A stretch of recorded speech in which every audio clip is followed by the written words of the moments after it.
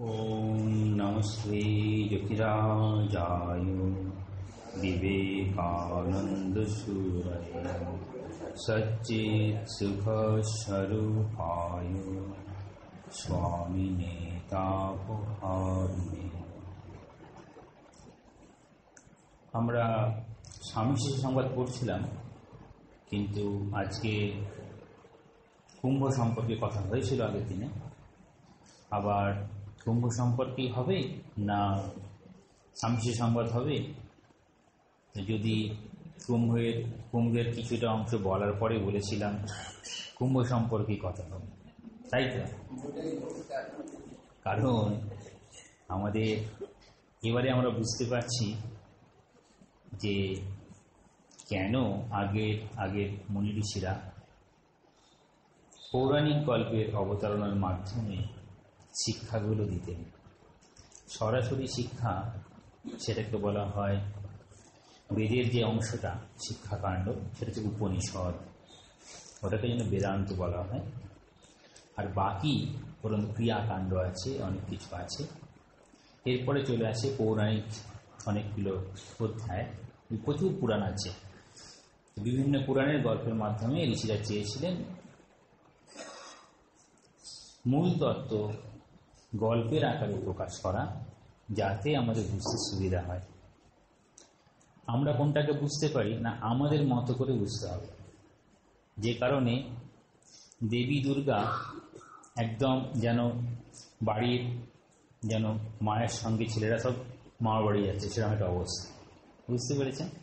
আমরা ওটা বুঝতে অভ্যস্ত। ওই জন্য যদিও চণ্ডীতে কোথাও কিন্তু পাবেন না যে দেবী দুর্গার সঙ্গে তার সন্তানরা রয়েছেন, কিন্তু সেই ধারণা আমাদের এই বঙ্গে, উভয় বঙ্গেই প্রচলিত বেশি। এইরকম একই রকমভাবে কুম্ভের অবতারণা মানুষের খুব আকর্ষণ করে। এই কুম্ভ মানে সবাই জানেন, কুম্ভ মানে কলসিকে কুম্ভ বলা হয়, মানে ভাঁড় জাতীয়, তাতে কিছু পাত্র তরল পদার্থ রাখা যায়, সেটা হচ্ছে কুম্ভ। কুম্ভ আর একটা আছে কুম্ভক বলে শব্দ শুনেছেন, কুম্ভক করতে পারে, অর্থাৎ যেটা দুর্যোধন করেছিল কুরুক্ষেত্রের যুদ্ধের শেষ দিকে, যখন ভীমের কাছে পরাস্ত হওয়ার সম্ভাবনা খুব প্রবল, তখন সামনে জলাশয়ে গিয়ে কুম্ভক করে জলের মধ্যে লুকিয়েছিল। এরকমভাবে কুম্ভক করা যায়। সে তখন শ্বাস বায়ুটা নিয়ে নেবে, আর তার নিঃশ্বাস নেওয়া দরকার হবে না, যতক্ষণ খুশি থাকতে পারবে। শুনতে পাচ্ছেন এবার? হ্যাঁ, কুম্ভক করে দুর্যোধন জলাশয়ের মধ্যে লুকিয়ে গিয়েছিল। আর দুর্যোধন লুকিয়ে যাওয়ার পরে পাণ্ডবরা খুঁজে পাচ্ছেন, এরকম একটা অবস্থা। কারণ কি, এই কুম্ভক হচ্ছে সাধারণভাবে রাজযোগে আছে। শ্বাস প্রশ্বাস কিভাবে আপনি গ্রহণ করবেন, গ্রহণ করার পরে যখন কিছুক্ষণ শ্বাসটাকে ধরে রাখছেন বুকের মধ্যে, লাংসের মধ্যে, সেটাকে বলা হয় কুম্ভক। তো এইরকম পূর্ণ শ্বাস নিয়ে দুর্যোধন এরকম জলের মধ্যে ঢুকে গেছে। আর কোনো জলের মধ্যে কোনো জল নড়ছে না, স্থির হয়ে আছে। আর সেখানে আর তখন তো খুঁজে পাচ্ছে না যে মারবে বলে। কুম্ভকের অবস্থা আমি বলছি, কুম্ভকটা কি জিনিস, যখন কোনো একটা পাত্রের মধ্যে আমরা রাখতে পারি তরল জাতীয় জিনিস বা এরকম, তাকে কুম্ভটা পাত্র বলছে। এই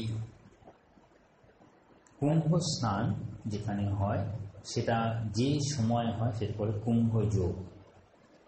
এই কুম্ভ যোগের সময় কুম্ভটা, অর্থাৎ ওই অমৃত ভাণ্ডটাকে ওই সময় ওই স্থানে রাখা হয়েছে। যে স্থানে, সেই চারটে স্থান হচ্ছে আমাদের জানা আছে। চারটে স্থান: হরিদ্বার, এলাহাবাদ, নাসিক, উজ্জয়ন। হল। এখন এই কুম্ভের উৎপত্তিটা হয়েছিল না ক্ষীরসাগরকে মন্থন করে। সেখানে মন্দর পর্বত আছে আর বাসুকীনাথ আছে। মন্দর পর্বতকে যেমন আমাদের দইকে রেখে আগেকার দিনে একটা লম্বা লাঠি মতো থাকে, নিচে এরকম বাঁকা বাঁকা কাঠের মতো থাকে, তারপর সেটাকে ঘোরালে পরে একদিকে গোল হয়ে যায়, আরেকদিকে দইটা ঘিটা চলে আসে। ঠিক সেই রকম তো বলছে এরকমভাবে ক্ষীরসাগরকে করে তখন উপরে ঘিটা চলে এলো আর নিচে আপনার বাটার মানে হচ্ছে ঘোলটা পড়ে থাকলো। ঠিক সেরকম তো বলছেন এরকম সমুদ্র মন্থন হলো, সমুদ্র মন্থন থেকে অমৃত কুম্ভ এসেছে। সমুদ্র মন্থন করার প্রয়োজন বোধ করেছিল দেবতারা। এখন দেবতারা কি হয়, আমাদের ব্রহ্মা বিষ্ণু মহেশ্বর এই তিনজন হচ্ছেন, একজন ব্রহ্মা সৃষ্টি করলো, বিষ্ণু পালন করলো, আর একটা সংহার করছে শিব। এই একজন তাহলে উৎপত্তি, একটা সৃষ্টি, একটা স্থিতি, একটা লয়, এই তিনটে ভাগে ভাগ করা হয়, সৃষ্টি স্থিতি লয়। সৃষ্টির প্রাক্কালটা হচ্ছে ব্রহ্মা। কোনো কিছু যখন সৃষ্টি হবে তখন ব্রহ্মা হচ্ছে সেখানে প্রধান।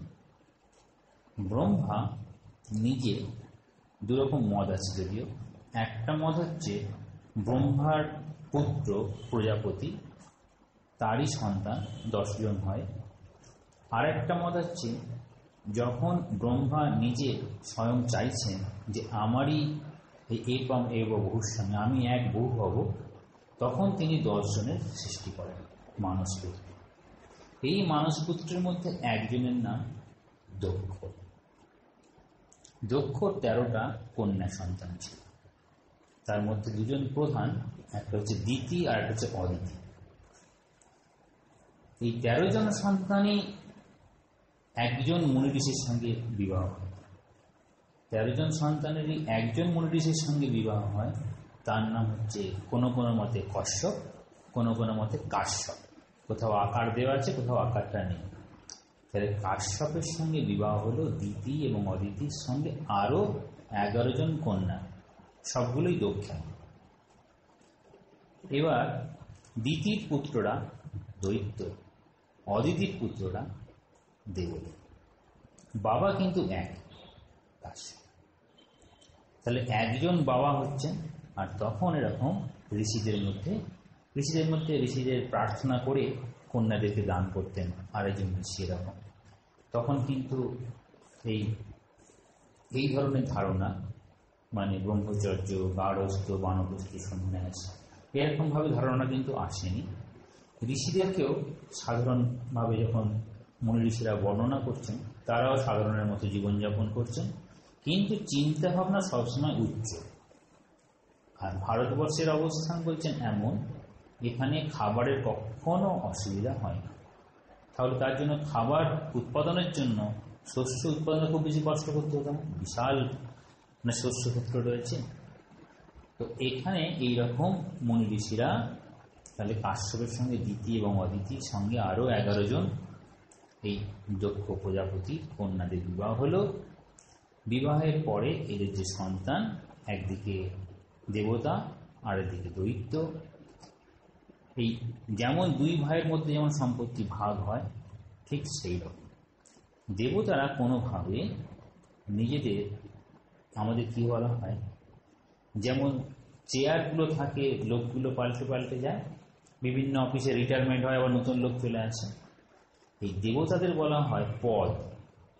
যেমন ইন্দ্রত্ব একটা পদ, একজন ইন্দ্র চিরকাল থাকে না, পাল্টে পাল্টে যায়। স্বামীজি খুব ভালো বর্ণনা করেছেন, ওই যেমনভাবে দেবতার ধারণার পরিবর্তন ঘটে।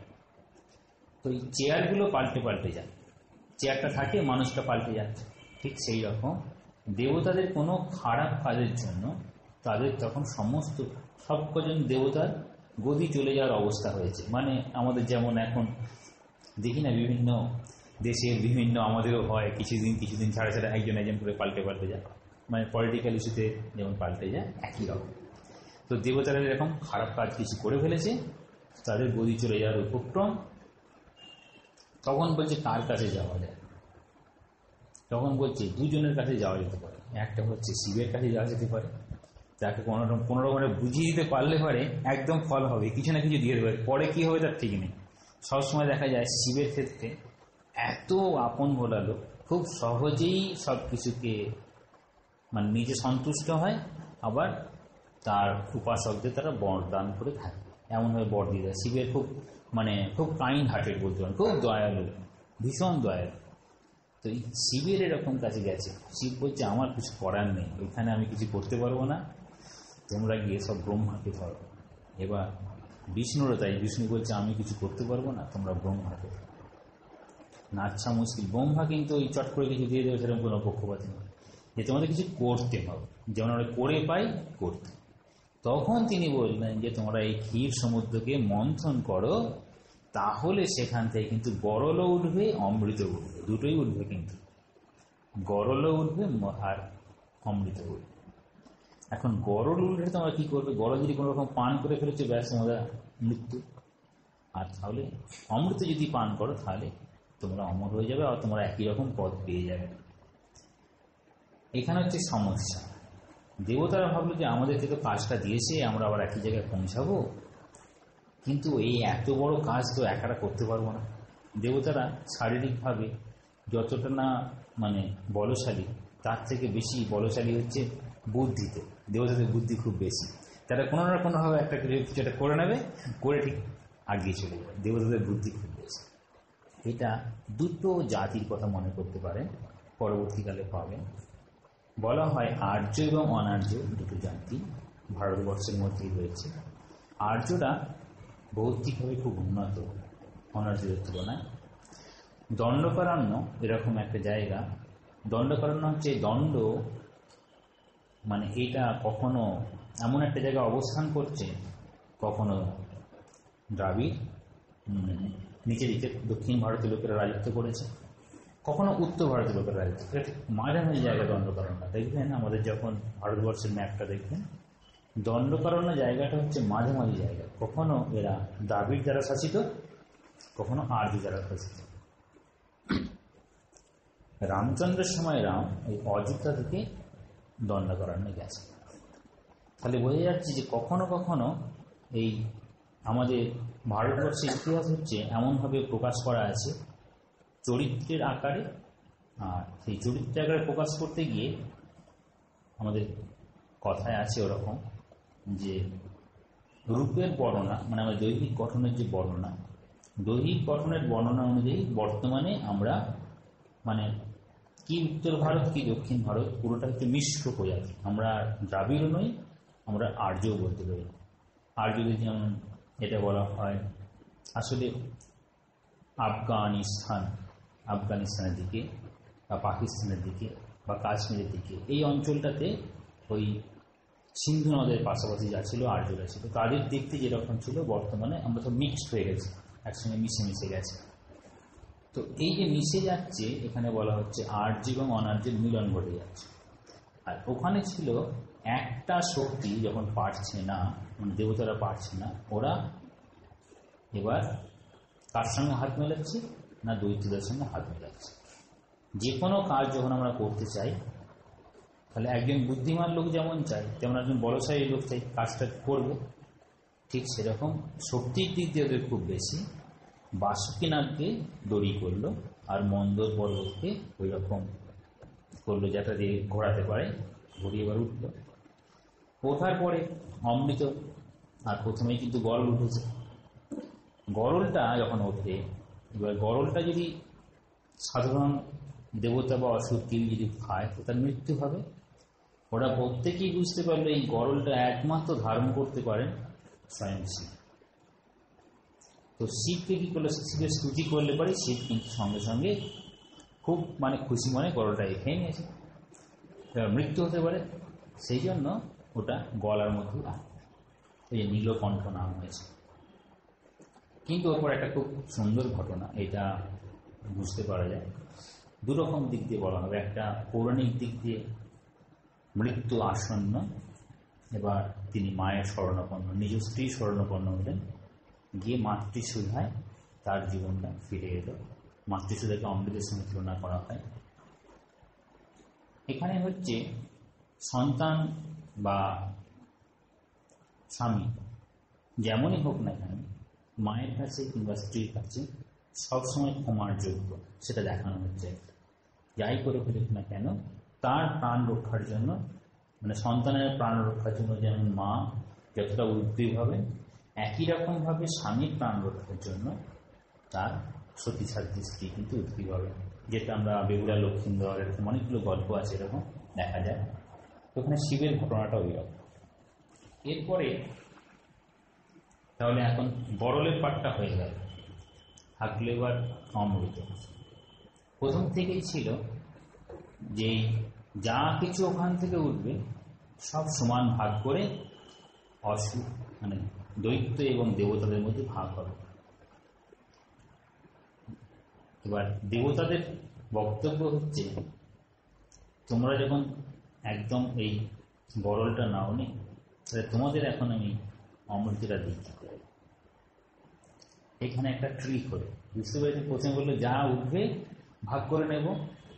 তো প্রথমে যখনই গরলটা উঠেছে তখন তো এবার দৈত্যরাও ভাবছে যে আমরা তো গরল ছিল, আমরা মারা যাবো, তো গরলটা নিতে পারবো না।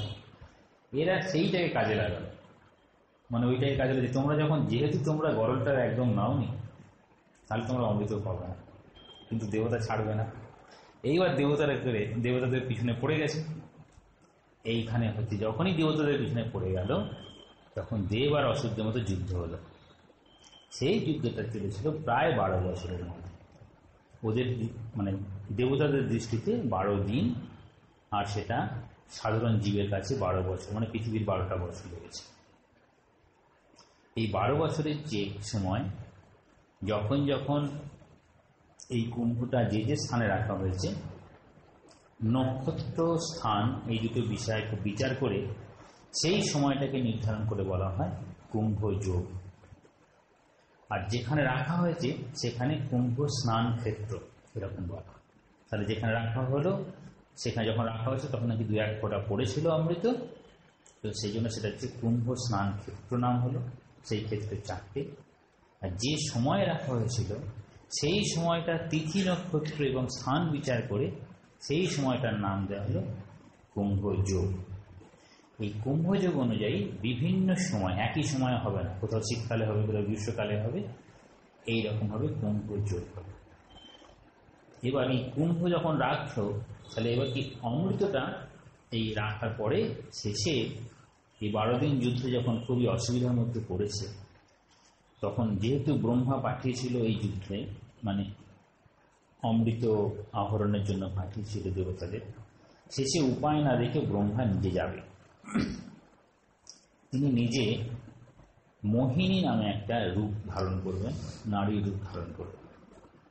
সেটা দেবতারা বুঝতে পারেন যে ইনি স্বয়ং ব্রহ্মা, কিন্তু অসুররা বুঝতে পারে না যেটা কি। সেই জন্য ওই নারীর পিছনে পড়ে যায় সমস্ত ওই অসুররা, দৈত্যরা। আর দেবতারা সেই সময় ওই ফাঁকেতে পুরো একদম ফাঁকে গড়িয়ে দিয়েছে, নিয়ে চলে গেছে। বুঝতে পেরেছেন?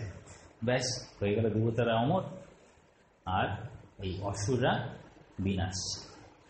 যদি এটাকে এইরকমভাবে দেখা যায়, এটা হচ্ছে পৌরাণিক গল্পের আকার। পৌরাণিক গল্পের আকারটা বর্তমানে আপনি কিভাবে গ্রহণ করবেন, এটা কিন্তু খুব কঠিন। বর্তমানে এই পৌরাণিক গল্পটাকে আমি কিভাবে ধরব? বলা হয় আমাদের প্রত্যেকটা অঙ্গ এক একটা দেবতার অধীনে অবস্থান করে। আমাদের দেহের প্রত্যেকটা অঙ্গ এক একটা দেবতার অধীনে অবস্থান করে। ইন্দ্র অর্থাৎ আমাদের হাতকে ইন্দ্র বলা হয়, ইন্দ্রের অধিষ্ঠান।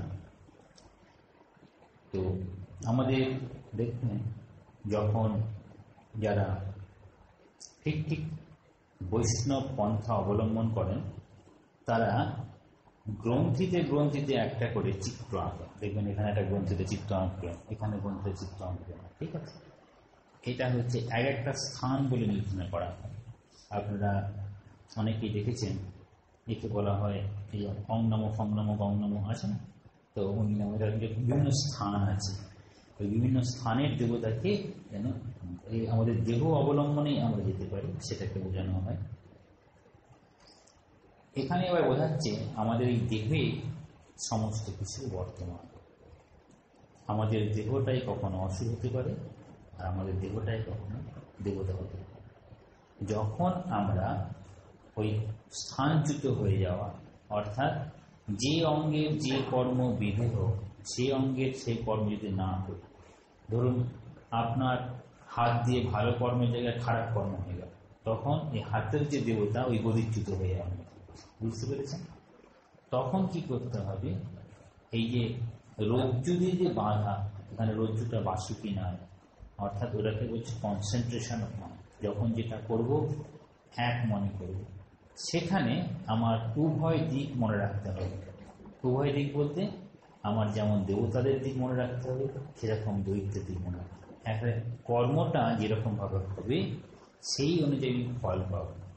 যখন সেই ফলে দেবতা সন্তুষ্ট হন, তখনই আমরা অমৃত, অর্থাৎ আমাদের যে অমৃত কি, অমৃত মানে হচ্ছে আমি যেটা পেলে অমর হয়ে যাবো, সেটা তো অমৃত। আমরা কোনটা পেলে অমৃত হব? যদি ঈশ্বরের সান্নিধ্য পাই বা ঈশ্বরের কৃপা পাই। তো সেটা তখনই হওয়া সম্ভব যদি আমাদের কর্মে তিনি প্রীত হন। তিনি অর্থাৎ এখানে বলা হয়, যদি দাস সুপর্ণা সজা সত্তা এরকম যদি মনে করেন, আমাদের মধ্যে সবসময় দুটো সত্তা আছে, একটা উচ্চতম সত্তা, একটা নিম্নতম সত্তা। আরেকটা হচ্ছে আমাদের যিনি গুরু বলা হয়, গুরু ঈশ্বর, এরা যদি আমাদের কর্মে যদি সন্তুষ্ট হয় তাহলে আমরা ওই লাভ করবো। যখন কর্ম যখন করব তখন আমাদের দুরকম হয়। মন হচ্ছে মনহি জীবিকা করতা শুদ্ধম চ অশুদ্ধম এই বছর বলছেন, কাম সংকল্প যুক্তম অশুদ্ধম, আর কাম সংকল্প বিযুক্তম শুদ্ধ। মানে কামনা বাসনা যুক্ত হলে পরে সেটা অশুদ্ধময়, অর্থাৎ অসুরের মতো হবে, দৈত্যের মতো হবে। কামনা বাসনা ছাড়া হলে পরে তখন সেটা দেবতার মতো হবে। কামনা বাসনা ছাড়া এবং কামনা একটার পর একটা দুজনে আসবে, কিন্তু যাই আসুক না কেন আমি মনটাকে ধরে নিয়ে ওটাকে ভাববো। অর্থাৎ কামনা থাকুক আর কামনা না থাকুক, বা কামনা থাকলেও চলবে, কিন্তু তখন ওইটাকে ওরকম বাসুকি নাক দিয়ে অর্থাৎ মনটাকে দৃঢ় করে ওটাকে ঘোরানোর চেষ্টা করব। তাহলে সেখান থেকে ঈশ্বরের কৃপা লাভ। যেমন ঠাকুরের নাম করতে বসে মন যতই বাজারের দিকে যাক, মন যতই এদিক ওদিক যাই যাক না কেন, ঠাকুরের নামটা করেই আমি উঠবো। এই করতে করতে অভ্যাস বলে, অভ্যাস আবার অভ্যাস যোগও বলে, সেই রকম হতে হতে আমরা তখন আমাদের মধ্যেই সেই ওটা পেয়ে যাব। তাহলে বলছে, তাহলে এইরকম আমাদের তীর্থ করতে গিয়ে কিছু লাভ আছে।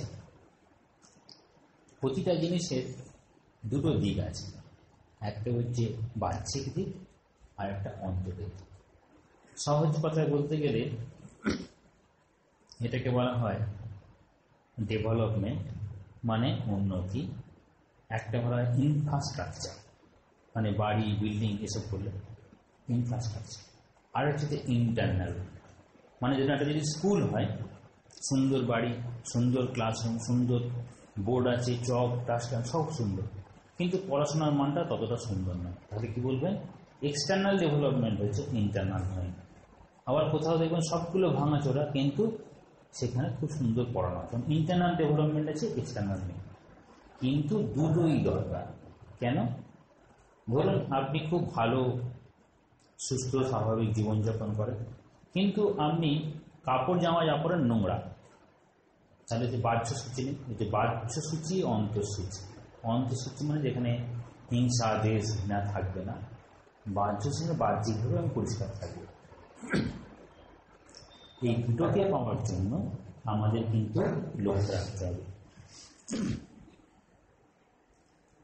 যখন এই ভাবনা আসবে তখন আমরা বিভিন্ন তীর্থক্ষেত্রে যাওয়ার কথা ভাববো। এই কারণে তীর্থক্ষেত্রে যখন যায় তখন একই ধরনের মনের মানুষরা এক জায়গায় যায়। যেমন ধরুন এখানে একই ধরনের মানুষ, মানে ঠাকুরের নাম করব, ঠাকুরের গান শুনবো, চলো মন্দিরে যাই। যিনি যে জায়গায় পছন্দ করবেন সেখানে তিনি যাবেন। তো এই ভাবনায় আমাদের তীর্থক্ষেত্র, এই তীর্থক্ষেত্রেরই এই কুম্ভ, এই চারটে যে জায়গা আছে, তো সেখানে কত ধরনের সাধু যায়, কত ধরনের সাধারণ মানুষ যায়, বৈরাগী যারা মানে সংসারে বিরাগ এসেছে এরকম, তো এরকম বৈষ্ণবী সাধু আছে, কত অনেক রকমের আছে সাধুগুলো। তো এইরকম সাধু যাচ্ছে, সাধারণ মানুষ যাচ্ছে, কিসের জন্য? তারা মনে করছেন যে এই তিথিতে যেহেতু ওটা রাখা হয়েছিল, তাহলে এই দেখবেন কতগুলো যোগ আছে, যেমন অমৃত যোগ, সব যোগ আছে না, পাঁজি দেখলে পরে পাবেন। কুম্ভ যোগটায় সাধারণভাবে আমরা যেমন এটাকে বলা হয় আমাদের জন্যই বিভিন্ন রকম এই তিথি যোগ বারবেলা এসব আছে না, আমরা যে পালন করি, বা অমাবস্যা, পূর্ণিমা কিংবা চন্দ্রগ্রহণ, সূর্যগ্রহণ, আমাদের যে ধারণা অনুযায়ী সেই সময়গুলো একটু বেশি জপ ধ্যান, পূজা অর্চনা, ঠাকুরের কথা ভাবা, এইসব ভাবা। সারা জীবন তো আমরা বিভিন্ন বাড়ির কাজেতে ব্যস্ত হয়ে পড়ি। অন্তত ওই রকম সময় যদি আমরা নিজেদের মনটাকে ঠাকুরের দিকে বেশি ভাবতে পারি, সেই জন্য এখনও মানুষ এরকম করে। তো এরকম কুম্ভ এরকম 12 দিন ধরে যেহেতু যুদ্ধ হয়েছিল, প্রথমটা শুরু এবং শেষটাকে পূর্ণ, মানে যুদ্ধ শুরুর দিন শুরু ধরা হলো, যুদ্ধ শেষ ধরা হলো, শেষটাকে বলা হয় 12 বছর অন্তর অন্তর পূর্ণ বলা হয়। কুম্ভটা পূর্ণ হলো মানে আর তখন দ্বন্দ্বটা নেই, দেবতারই খালি অধীনে রয়েছে। তো পূর্ণ যোগ। আর অর্ধকুম্ভ মানে 6 বছর ছাড়া ছাড়া অর্ধকুম্ভ এরকম বলা হয়। সাধারণভাবে অর্ধকুম্ভ হরিদ্বারে হয় আর এলাহাবাদে হয়। যেহেতু একই সময় বছরের শুরু হয় না, মানে বিভিন্ন তিথি অনুযায়ী বিভিন্ন হয়। তিথিটা একটু আমাদের পড়ে শুনি কোন কোন তিথিতে কি হয়।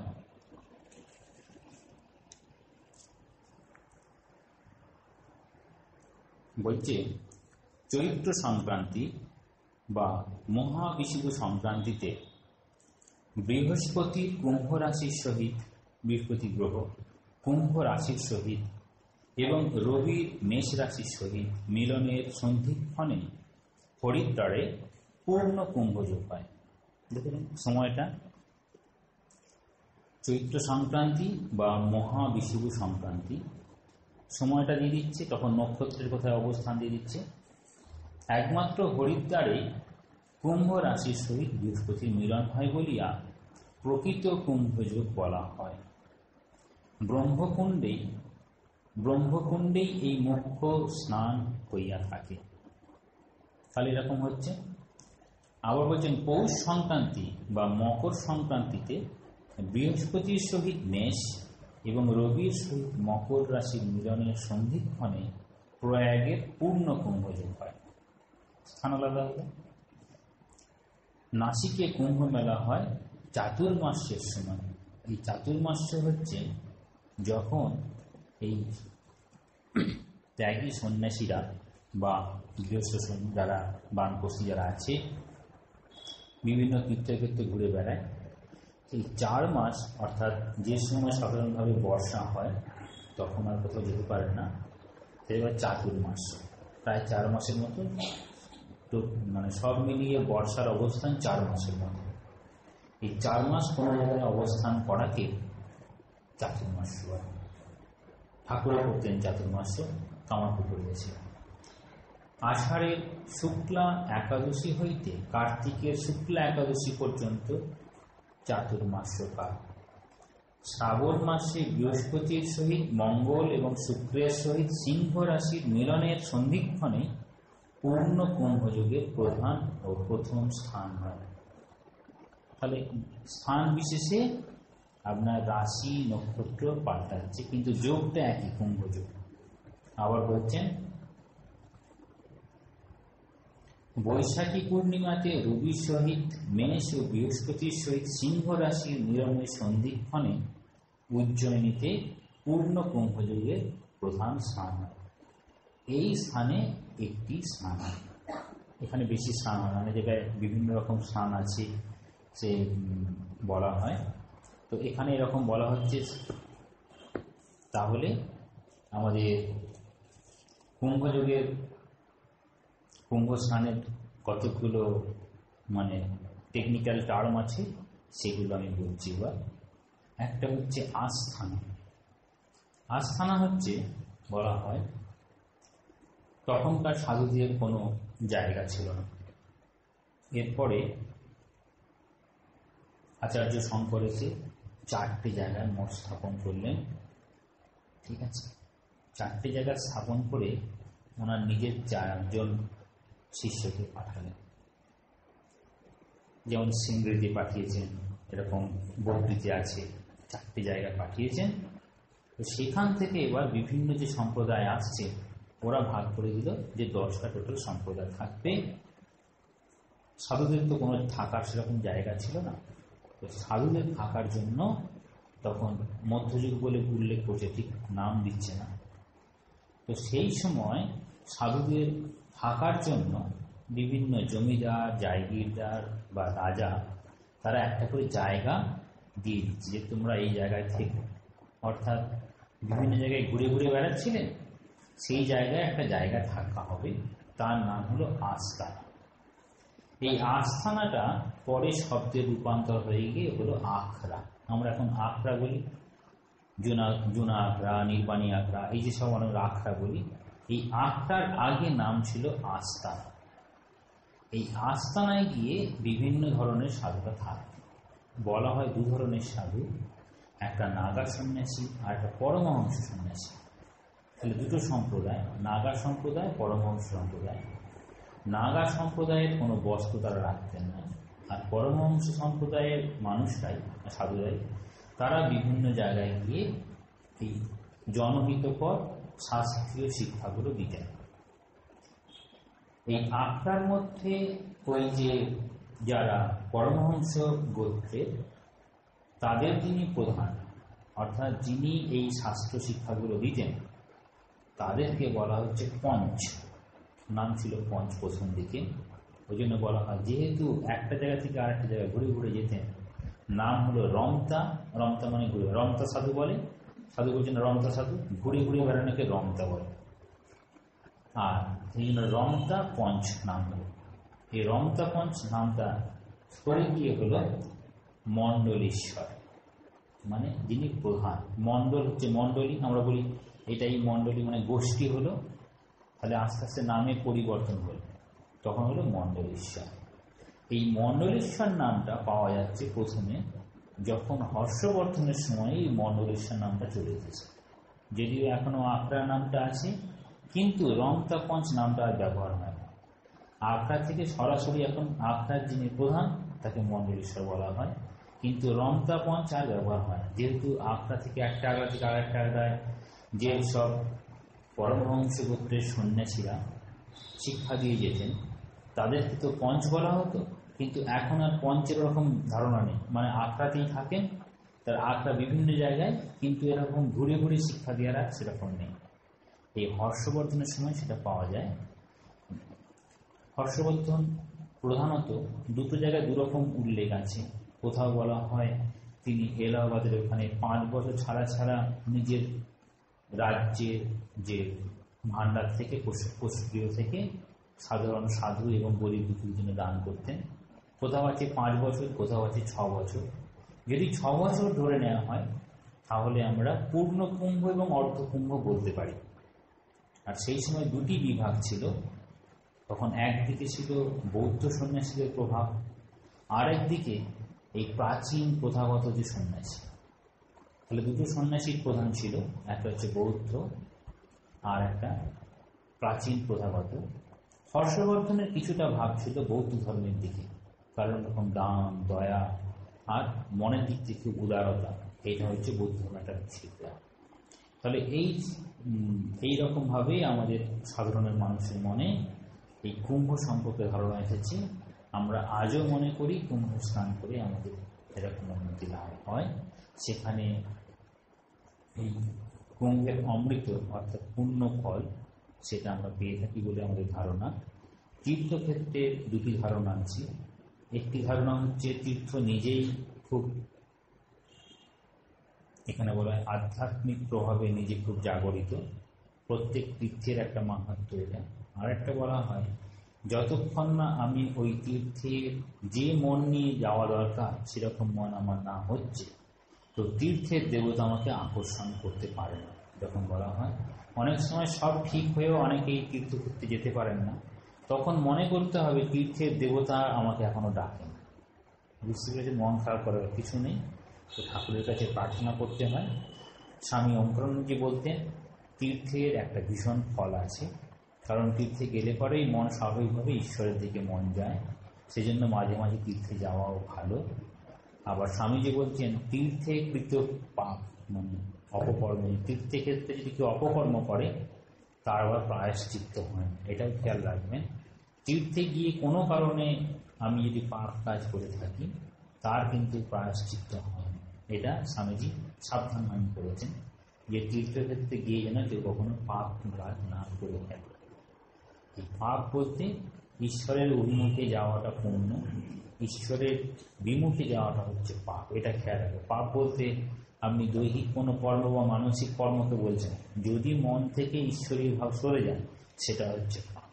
মানে আমি গেলাম তীর্থক্ষেত্রে, তারপরে সেখানে জলটা কি সুন্দর, ফুলটা কি সুন্দর, গাছটা কি সুন্দর করলে হবে, ওটা কোনো অসুবিধা নেই, গিয়ে ঠাকুর ঘরে একটু বসতে হবে। তাহলে বেলুর মঠে গিয়ে কি সুন্দর বাগান, বাগানে ঘুরে বেড়াচ্ছেন, হবে না। বুঝতে পেরেছেন? দক্ষিণেশ্বরে গিয়ে কি সুন্দর পঞ্চবটি, গিয়ে একটু বসে থাকি, হবে না। ঠাকুরের কাছে গিয়ে বসতে হবে। তাই সবসময় আমরা পুরো জীবনটা হচ্ছে একটা, পুরো আমাদের জীবনটাকে বলা হয় একটা সময়কাল। এটাকে বলা হয় একটা বইয়ের মতো। জীবনের প্রথম পৃষ্ঠাটা জন্মের সময় লেখা হয়ে গেছে, আর জীবনের শেষ পৃষ্ঠাটা আমাদের লেখা থাকে না। আর এক একটা সময় ধরে আমাদের চিন্তা ভাবনা, সেইগুলোকে বলা হয় চ্যাপ্টার। চ্যাপ্টার মানে হচ্ছে অধ্যায়। আমি এখন কিভাবে জীবনযাপন করবো, কিভাবে করবো, এটা হচ্ছে অধ্যায়। সেই অধ্যায়টা যদি আমি ঠিক ঠিক লিখতে চাই তাহলে আমার ভাবনাটা সেরকম করতে হবে। আর নইলে এই তীর্থে যাওয়া খুব ভালো, কিন্তু এরকম ভালো ভালো বলে আমি সামর্থ্য থাকাও গেলাম না। দুটো জিনিস খেয়াল রাখবেন। একটা হচ্ছে ঠাকুরের ক্ষেত্রে টাকা মাটি, মাটি টাকা ঠিক আছে, ঠাকুর এরকম করে ধর্ম করেছেন, টাকা মাটি, কোনো ঠাকুরের কাছে ধর্ম করতে কোনো পয়সা লাগে না। কিন্তু সাধারণভাবে সবারই কিন্তু যা কিছু করতে যাবেন অর্থ না থাকলে কিন্তু কিছু করতে পারবেন না। এরকম ঠাকুর বলছেন যদি কোনো দেবতাকে দর্শন করেন তো কিছু দিতে হবে, তো উপার্জন করছেন না, কি করে দেবেন? হবে না। সাধু দর্শন করলে কিছু দিতে হয়, তো উপার্জনই করেননি, কি করে দেবেন? একটা সুপারি তাও তো দিতে পারবেন না, 2 টাকা দাম নিয়ে নেবে, ইনকাম করেন না, সেরকম বললে হবে না। বলছেন সৎ পথে উপার্জন, আর সেটাকে সৎ ব্যয়। একদিকে যেমন উপার্জন থাকবে তেমন সৎ ব্যয় থাকবে। তাহলে গৃহস্থ মানুষের ক্ষেত্রে দুটি জিনিস চলবে না। একটা হচ্ছে অহিংসা পরম ধর্ম, গৃহস্থ মানুষের চলবে না। স্বামীজি কর্মযোগে বলেছেন যে যদি গৃহস্থ মানুষ যদি মনে করে অহিংসা পরম ধর্ম, তাহলে কি হবে না, তার সামনে অনেক অনাচার হবে, সে প্রতিবাদ করতে পারবে না। আর সেক্ষেত্রে বাড়ির ছোট ছোটরা শিখে যাবে যে অনাচার অনিষ্ট লোককেও সম্মান দিতে হবে, তো ওইটা হবে না। আর একটা হচ্ছে অর্থের উপার্জন এবং অর্থের সৎ ব্যয়, এটা প্রথম থেকে শেখার অভ্যাস। অর্থের যেমন উপার্জন হবে, অর্থের সেরকম সৎ ব্যয়। তো এইরকমভাবে আমরা তীর্থক্ষেত্রে আসি, ঠাকুরের কাছে আসা, এটাও তীর্থক্ষেত্র এরকম। তো এইরকমভাবে আমাদের কুম্ভ স্নান সম্পর্কে বলুন। এবার আপনাদের কথা শোনা।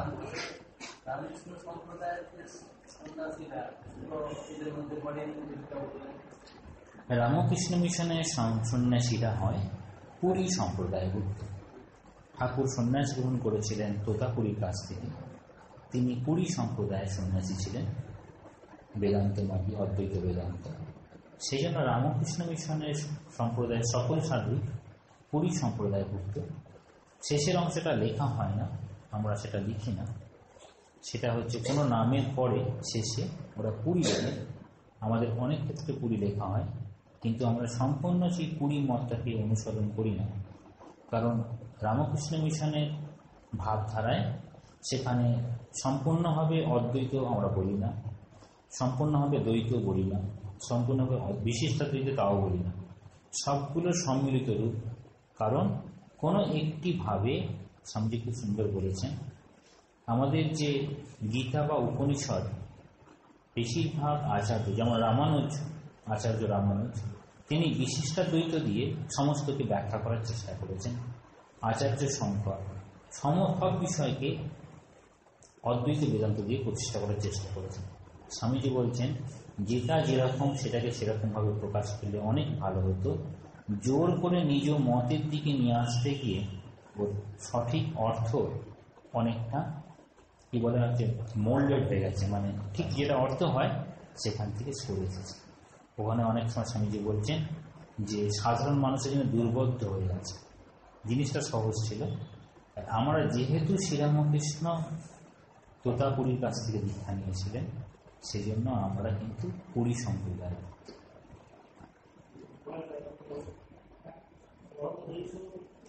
পরমহংস, আর একটা হচ্ছে নাগা সন্ন্যাসী। পরমহংস অবস্থা হচ্ছে, স্বামী ঠাকুর নিজে বলছেন না, পরমহংস অবস্থা হচ্ছে রাজহাঁসের মতো সবকিছু থাকবে, সেখান থেকে এবার সত্যটাকে গ্রহণ করবে। ওটা একটা সম্প্রদায়, পরমহংস সম্প্রদায়। ঠাকুর খুব মজা করে বলেছেন, যখন সম্ভবত দক্ষিণেশ্বরের ওখানে আছে, যেখানে সংকীর্তনের জন্য গিয়েছিলেন পেনেতে, মাকে বললেন, মা গেলেন না, আসার বলে হংস হংসী, লোকে মনে করতো হংস হংসী এসেছে। এই পেনেটিতে গিয়ে ঠাকুর, এইটা হচ্ছে ঠাকুর বলেই দিলেন, আমি নিজে পরমহংস সম্প্রদায়ের শুনেছি। ঠাকুর তন্ত্র সাধনা করেছেন, ঠাকুর সমস্ত রকম সাধনা করেছেন, কিন্তু যেহেতু সন্ন্যাস লাভটা করছেন, আপনি অনেক সাধনা করবেন, কিন্তু যখন আপনি যে মতে দীক্ষা নিয়ে যদি সন্ন্যাস হন, যদি আমি সন্ন্যাসী সম্প্রদায় করতে চান, তখন তন্ত্র সম্প্রদায়টা আসবে। বুঝতে পেরেছেন? ঠাকুর সন্ন্যাসী হলেন কার কাছে? ঠাকুর যে নিজে সন্ন্যাসী হলেন, বিধিসম্মতভাবে সন্ন্যাসী হলেন, যাওয়ার আগে যখন তোতাপুরি যখন বলছেন যে মায়ের কাছে অনুমতি নিয়ে আসে যে ওকে সন্ন্যাস দেব, এই সন্ন্যাসটা কিন্তু দিয়েছেন তোতাপুরি। তোতাপুরি সন্ন্যাস দিয়েছেন ঠাকুর। তো যিনি সন্ন্যাস দিলেন, তাহলে তারপরে যে সন্ন্যাসী সম্প্রদায় হচ্ছে, তাহলে গুরু ঠাকুরের সন্ন্যাসী গুরু কে হলেন? যিনি তোতাপুরি হলেন। ওই জন্য তোতাপুরি থেকে সম্প্রদায় হচ্ছে।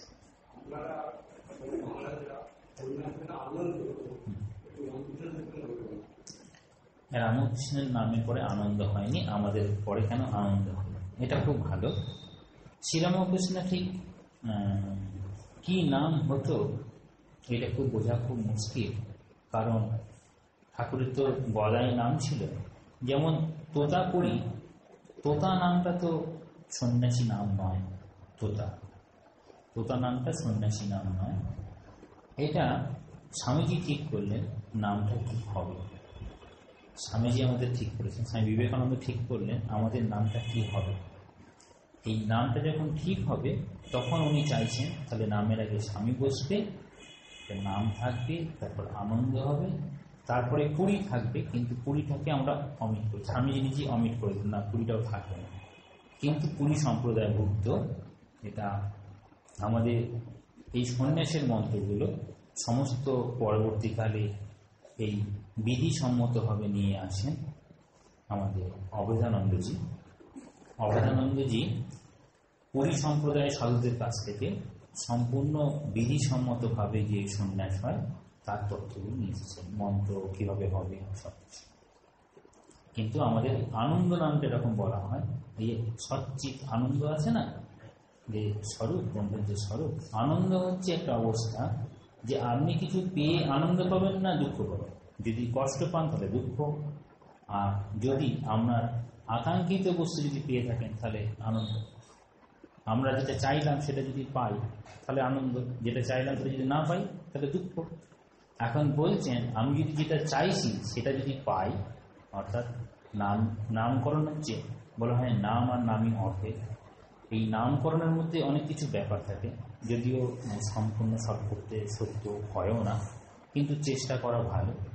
এই সব নামগুলোর পেছনে একটা ঈশ্বরীয় ভাব আছে। যেমন আমার নাম যেমন মহাতপ, তো মহাতপ, এই মহাতপ করে বিষ্ণু, স্বয়ং বিষ্ণু জগৎটাকে যেন পালন করছেন তপস্যার মাধ্যমে। কারণ যা কিছু হচ্ছে, যা কিছু সৃষ্টি, যে যেমন কোনো একটা জিনিসকে ধরে রাখতে গেলে যেমন তপস্যা করতে হয়, আমি নিজের খুব ভালো করে আমার সম্পত্তিটাকে ধরে রাখবো, তাহলে ওই যে যোগ ক্ষেম বহম মহম গীতায় বলছে না, যিনি যদি ঠিক ঠিক ঈশ্বরকে ধরে থাকেন তাহলে যোগ মানে যা অপ্রাপ্ত বস্তুর প্রাপ্তি তাকে যোগ, আর ক্ষেম মানে হচ্ছে প্রাপ্ত বস্তুর রক্ষণ, যেটা আপনি পেয়েছেন তা রক্ষা করবেন। তাহলে এটা করতে গিয়েও আপনাকে কিন্তু সবসময় তার কথা স্মরণ করতে পারবেন না, নিজের প্রচেষ্টা চাই আর ঈশ্বরের অনুগ্রহ চাই, কৃপা। তাহলে আমাদের প্রচেষ্টা আর ঈশ্বরের কৃপা যদি পাওয়া যায়, তবে আমরা যেটা চাইছি সেটা হয়তো হতে পারে। আমি চেষ্টা করলাম না, শুধু কৃপার জন্য বসে আছি, হবে না। তাহলে চেষ্টা তার সঙ্গে দুটো পেতে হবে। সেই জন্য আমাদের যে তপস্যা, সেই তপস্যা করেছেন স্বয়ং বিষ্ণু। সেই সময় তার নাম হয়েছিল মহাতপা। তো বলুন, নামগুলো কিভাবে সিলেক্ট করা হয়, খুব কঠিন একটা জটিল পদ্ধতি। এই পদ্ধতিটা একটু এইরকমই আছে আর কি, গোলমাল ব্যাপার।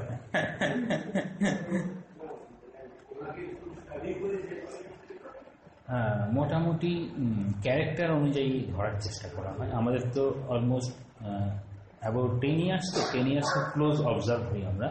তো আমাদের যেরকম মানে স্বামীজি বলছেন, বহু সঙ্গ না করলে মানুষ চেনা যায় না। এমনকি এক একজনকে চিনতে হয়তো মোর দ্যান 20 years লাগতে পারে, মোর দ্যান 50 years লাগতে পারে। অনেক সময় আমরা ঠিক যেরকমভাবে মনে করি, অনেক সময় সেরকম নাও হতে পারে, কিন্তু মোটামুটি একটা ধারণা অনুযায়ী করা হয়।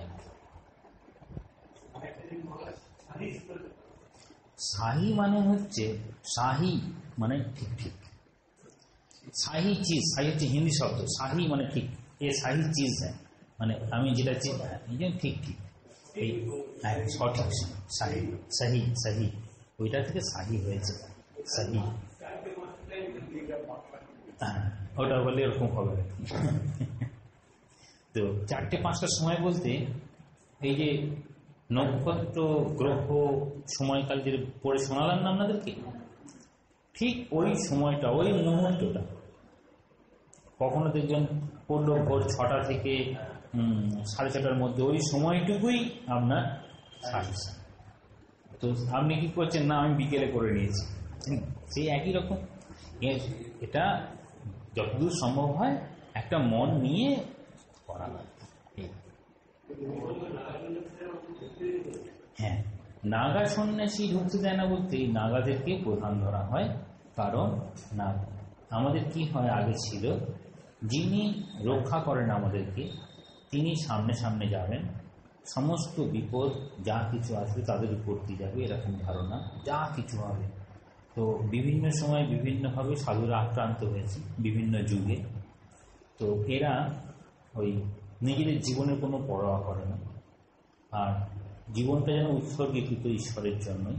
সেই জন্য এরা প্রথম থেকেই এরা নিজেরা প্রথমে যেত, যাতে তৎকালীন সময় বিভিন্ন সময় সাধুদের প্রতি অনেক ভিন্ন সম্প্রদায়ের মানুষ আক্রমণ করেছিল বা প্রতিহিংসা রূপ, সেটা রক্ষা করার জন্য নাগা সন্ন্যাসীরাই প্রথমে যেত। তো সেই প্রথাটা এখনো একই রকমভাবে চলে আসছে। সাধারণ মানুষ আমরা মনে করি যে সমস্ত সমস্ত সমস্তভাবে,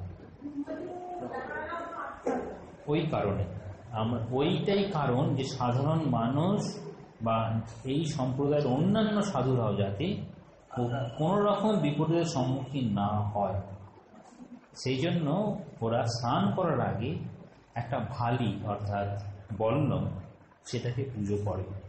সেই বল্লম হাতে নিয়ে কিন্তু যাওয়ার রীতি এখন অতটা নেই, কিন্তু আগে ছিল নাগা সন্ন্যাসী প্রত্যেকের হাতে একটা বল্লম থাকবে, অর্থাৎ সে হচ্ছে সৈনিকের মতো কাজ করবে।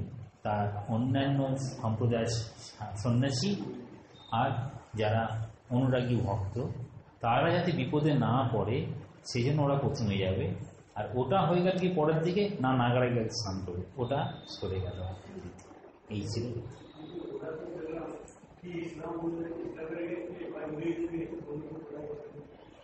না, আপনি এটা ইংরেজ ইসলাম ওটা ব্যাপার নয়। যখনই সাধুরা, সাধু সন্ন্যাসী সম্প্রদায় যখনই বিপদের সম্মুখীন হয়েছে, আপনি মধ্যযুগে মোগল তখনও যুদ্ধ করেছে। তো এদের এমনই ছিল একটা সম্প্রদায় যে এরা সম্পূর্ণভাবে ডেডিকেটেড, তো প্রাণের মায়া নেই। তো সেই জন্য এদের কাছে আর কেউ যুদ্ধ করতে সাহস দেখায়নি, সেই জন্য সরাসরি যুদ্ধ পাই না। কিন্তু শোনা যায় এরকম, বেনারসে এক সময় এরকম এসেছিল, বেনারসে সম্প্রদায়ের মধ্যে, তখন এই নাগা সন্ন্যাসীদের দেখে তো সবাই পিছু হটে। এই ব্যাপার বুঝতে পেরেছেন? যেমন এখন ওরা কি বলে, যারা নিজেরাই নিজেদের শরীরে বোম বেঁধে আসতে পারে, সুসাইডাল স্কোয়াড বলা যায়, সুসাইডাল স্কোয়াড ওই রকমের। মানে নিজের মধ্যে নিজের কোনো রকম প্রাণের কোনো ব্যাপারই নয়, সম্পূর্ণ আমি নিজেকে উৎসর্গ করে দিয়েছি। অনেক সময় দেখুন ব্ল্যাক ক্যাট, মাথায় কালো ধরনের, ওরা বলে আমি জিন্দা লাশ, ওরা নিজেদেরকে বলে হ্যাঁ জিন্দা লাশ বলে ওরা যুদ্ধ নেমে পড়ে, কোনো মানে প্রাণের কোনো ব্যাপারটাই নেই। তো আমি প্রাণের অপেক্ষা রাখি না প্রাণ ত্যাগে, তখন আমার মধ্যে কীরকম নিজের মধ্যে খুব তেজ বীর্যে চলে আসবে। তো এইরকম ছিল আমাদের এই নাগা সন্ন্যাসী। সাধারণভাবে নাগা সন্ন্যাসী যারা হয় খুব কম বয়সে আসে, খুব কম বয়সে, মানে ধরুন অ্যাবাউট 12-15, 12-15 বছর পর্যন্ত। বলুন, বেশিরভাগ ক্ষেত্রে আখড়া, ওই যে আখড়া বললাম আস্থানা, এই আস্থানাগুলো বেশিরভাগ হচ্ছে হরিদ্বার, ঋষিকেশ, এই হিমালয়ের দিকে। আর একটা হচ্ছে এটা হচ্ছে হিমালয়ের দিকে গঙ্গা নদীকে কেন্দ্র করে, গঙ্গা, অলকানন্দা, এইটা মেন। আর মধ্য ভারতে গেলে করে নর্মদা নদীর বিভিন্ন জায়গা, অমরকণ্টক থেকে শুরু করে পুরো কোর্স। না, নাগা সন্ন্যাসীরা এইটা খেয়াল রাখবেন, নাগা সন্ন্যাসী কেবলমাত্র কুম্ভের সময়তেই নাগা, বাকি সময় তারা কিন্তু বস্ত্র পরিহিত, বাকি সময়ে বস্ত্র পরিহিত। নাগা সন্ন্যাসী নাগা থাকেন, বস্ত্রে পরিহিত অবস্থাতেই থাকেন। নাগা এই কেবলমাত্র কুম্ভ স্নান আর হচ্ছে সাগর স্নান, এছাড়া কিন্তু নাগা সন্ন্যাসীরা বস্ত্র পরিহিত। কিন্তু বলা হয় কেবলমাত্র কুম্ভ ছাড়া নাগা সন্ন্যাসীরা সাগর স্নানতেও আসেন, মানে যারা ঠিক ঠিক নাগা সন্ন্যাসী তারা কিন্তু আসেন। ওরা আপনি হিমালয় পাবেন, বদ্রীতে পাবেন, এরকম বিভিন্ন দেখবেন। আপনি যদি কখনো কেদার যান, কেদার থেকে কেদার তালের দিকে একটা রাস্তা চলে যাচ্ছে, ও তখন কিন্তু ছিল 70 বছর কেদার তাল। না, কেদার তাল হচ্ছে কেদারনাথের মন্দির থেকে ওই অলকানন্দা যেখানে বলা হয় ওটাকে বলা হচ্ছে গান্ধী তাল বা কেদার তাল। এই মহাত্মা গান্ধীর অস্থিটাকে ফেলা হয়েছে, তারপরে গান্ধী তাল, গান্ধী সরোবর নাম হয়েছে।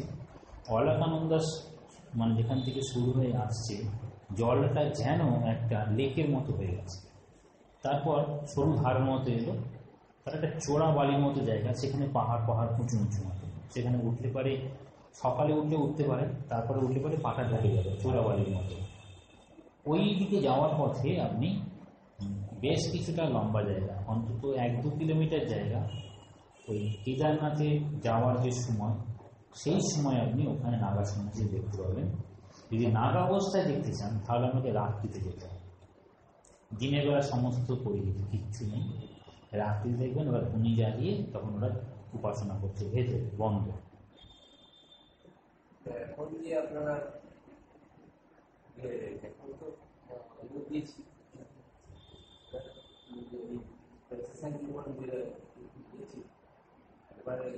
না, আপনি যেটা দেখেছেন এখন বর্তমানে গাঁদা ফুলের মালা লাগানো থাকে, কোনো পোশাক থাকে না, বস্ত্রের পোশাক থাকে না, গাঁদা ফুলের মালা লাগানো থাকে গায়ের ছায়। কিন্তু যদি আপনি আখড়ার মধ্যে যদি পারমিশন নিয়ে যেতে পারেন, না আখড়ার মধ্যে পারমিশন নিয়ে যদি যান, সন্ধ্যার পরে যদি উপাসনা হয় তখন নগ্ন অবস্থাতেই দেখবেন। আমরা যদি পারমিশন দেয়, পুরুষদের পারমিশন দেয়, যদি ওরা মণ্ডলেশ্বরের কাছে যদি পারমিশন নেয় যে আমি কি, কিন্তু তখন সেই সময় সাধারণভাবে যেগুলো খুব বড় বড় মণ্ডলে, তো আপনার সেরকম পরিচয় দিলে আপনার কথা বলবে, ওরা উপাসনার কথা বলবে, কীভাবে উপাসনা করে সব বলবে, কীভাবে এসেছে সম্প্রদায়। ওম শান্তি শান্তি শান্তি। হরি ওম শ্রীরামকৃষ্ণার্পণমস্তু।